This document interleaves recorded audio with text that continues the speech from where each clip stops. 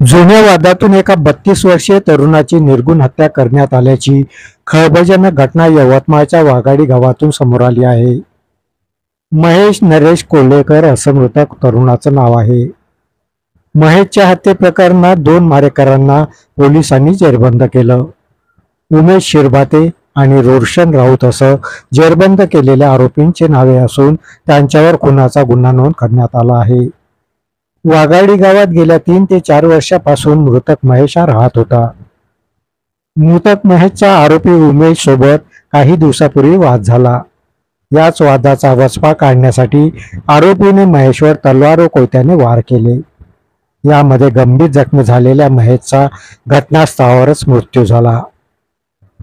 महेशवर हल्ला केल्यानंतर आरोपींनी घटनास्थळावरून पलायन केलं. घटनेची माहिती मिळताच यवतमाळ ग्रामीण पोलिसांनी घटनास्थळ गाठून तपासाची चक्रे फिरवीत हत्येतील 2 आरोपींना जेरबंद केलं व घटनेचा पुढील तपास जारी केला.